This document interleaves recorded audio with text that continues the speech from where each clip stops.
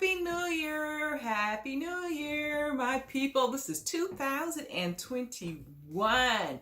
Yes, welcome back to the Tracie Trendy Show, and let's discuss Love After Lockup. We have so many scammers here, so many. Let's talk about our number one scammer of the last episode of Love After Lockup, Lindsay. Whoa, I have some tea on that. Let me break out with the tea right now, just to put everything in perspective, okay? Now, Lindsay and Scott broke up after the first season of Love After Lockup, okay? This is their second season on Love After Lockup. Mind you, this is a broken up couple, okay? Cohabitating under one roof. That's why you never see Scott really doing anything with Lindsay, okay? And that's probably why she wants her little girlfriend to move up in that RV. But that's just a little residual stuff. And but I must say, this scammer Lindsay, she appeared to be hyped up on something. Very hyped up on last night. A lot of them were a little hyped up, okay? So I'm thinking she did a little hit or so, okay? Because she was really amped up. She was really upset that Scott said, no, you can't have someone rolling up in an RV in my home. No. And she's got totally irrational, and her grandmother was like, just taking it and thinking it was the prison life that made her harder. I mean, like, Lindsay didn't get hard. I think she was built that way, okay? Maybe it sharpened her skills in prison, but she seems like a tough girl. And she's keep emphasizing that she's so mad at Sean for scamming her that he was a millionaire, and plus scamming her because he was seeing prostitutes while she was in jail. And I'm like, and how dare he be around prostitutes? And I'm like, Lindsay, you can't honestly tell me as a meth head you didn't do some sketchy sexual stuff to get a hit. You can't tell me that you did not do any of that to get a hit, okay? All right? You did some sketchy sexual stuff to get that hit. So let's be clear. You're pretty much a prostitute yourself, and you still are, because you using Scott for financial gain for yourself, okay? And you don't really love him, and we all know that. And we all know that she's just mad that she was tricking so many old dudes, and she picked one that wasn't a millionaire. And what was she telling her grandmother? It's a grandmother now. This is not Lindsay's mom. Why was she telling her grandmother that she brought all this beautiful home for her Miley Grace, this beautiful home and this and that, and she's done all this for Miley Grace, and Scott is ruining everything? A couple episodes before, she was talking about how trashy the home was and how unfit for Miley Grace the home was. So, Lindsay, your ungrateful ass need to get it together. You need to get it together, Lindsay Grace. I mean, not Lindsay. Whatever. Lindsay. Not Grace, because you have no grace. Okay, moving on. I took notes, so I want to make sure I get everything said in this episode. I think I'm done. Oh, wait. I am not done with Lindsay and Scott. Okay, you saw that she was trashing all of his things, throwing his computer, all because he said no, that Tara Bell cannot move in with them in her RV. Well, what goes around comes around. That scammer out-scammed herself, because now Scott has been called to testify for the prosecution, you know. So he is allowed to go to trial to testify against Lindsay, because she's in jail. Now she has Scott coming up in here, and I'm sure he's going to have some very choice words about her. And I'm sure he's got the video of her destroying his property and his computer and his clothes and everything else because she couldn't bring Tara Bell home. Okay, so that has bitten Lindsay in the butt. She knows they were not a couple. I guess they were just doing this season for, a wheat check coin. That's all. She should got it together. But she's all irrational, acting like they are really a couple when they really were not at that point. Anyway, I don't like Scott, but anyway. Now, Another person who out-scammed himself was Quaylon. Quaylon now had an epiphany that, oh my gosh, nobody wants me. No high-quality woman wants me because I'm dusty looking and I have no skills. I have no real money and no car or anything. I'm just dusty Quaylon. That's why I think he's dialing up Shovel. He's dialing her up. Thank you, Shovel. Thank you, Shovel, for pushing aside. I don't know you'll keep that stance up for too long, but thank you for saying no thanks. Thank you for that.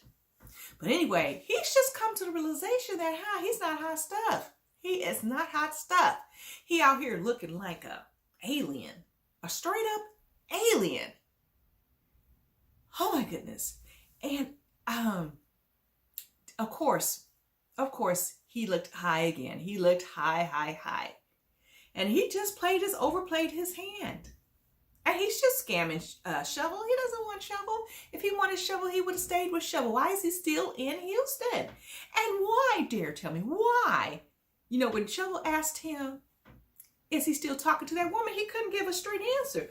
And then he said he's told her he did not have anything physical with her. But if you look at the text messages, it appears as if there was something physical going on between Quaylon and Miss Chicago. So, again, Dusty Quaylon has played himself. And you have to think about it this way.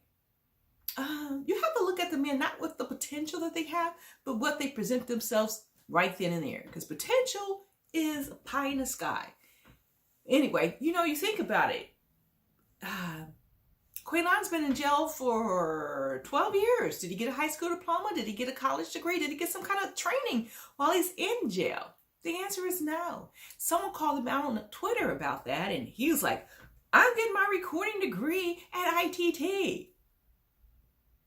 Well, from my understanding, ITT went out of business, dude. So if you got to get your lies straight, Quaylon, you have to get your lies straight. Moving on. Let's see who's our next victim. Sean and Destiny.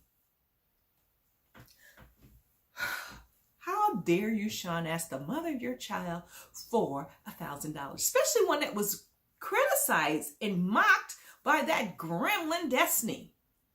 Okay? The only reason why I don't want the gremlin to dry you out is because of those 6 kids you have. And how dare you, ETV, put shortcake, strawberry shortcake with that red ass hair. Why'd you put Kelly into the position of giving him $1,000? WeTV, you should have pocketed that $1,000 and tossed it to Sean's way. How dare you ask a mother with 6 kids for $1,000? Especially to defend Destiny's. Ugh. Destiny could rot in jail.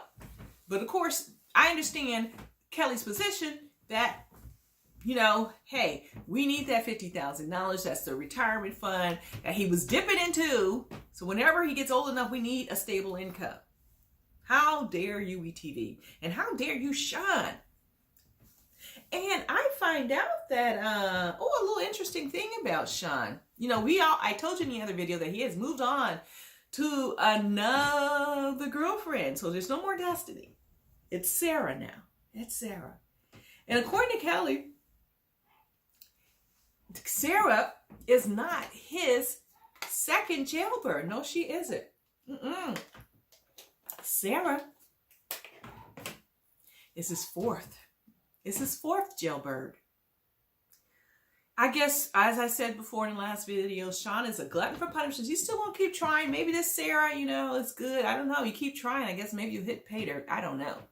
And moving on to Lacey. Did you peep at that little screenshot of the phone, Jailbird John or something like that? Anyway, guess who's back? He even uses a little punctuation mark. How good of you, Jailbird John. Now, Destiny, Lacey, your dad is trying to talk some sense into you. He's trying to talk some sense into you. You are married. Block that fool. Show Sean the text that he has been trying to text you and that you told him to hit the road. and you block his number. So there's some trust in your marriage. Your dad said there needs to be some trust, and you can't keep secrets like that from Sean. Sean's out there working. He's about the decent man you're going to get. So you need to get it together. I don't care what kind of like flame you have for John. He is an addict, will always be an addict, will always flow in and out of jail. So you gotta forget that prospect. That is gone. And plus you're pregnant with Sean's baby. Get it together, Lacey. Get it together. You finally got something decent and just let it go. Oh my gosh. I want to briefly talk about Puppy and Amber. You know, their relationship could be cute if they weren't into scamming. Okay? One of the three. It's either going to be Amber, it's going to be Puppy, or it's going to be Amber's mom that's going to lure them all in back into the scamming game. We already saw a little clip that it seems like Amber is going to be the one. And I was surprised by that. You know, they have too many scamish ways for their own benefit. Their little sisters are going to be like, eh. Okay. Now, anyway, I'm just going to leave it at that. Amber, stay out of that. Don't mix yourself up with that. And it seems a little Puppy might, I don't know. Puppy and Amber, I don't know. You know, all these cons put up an act. And then when you see them, they're all like, oh, you know. So that's their game. Their con game is their game.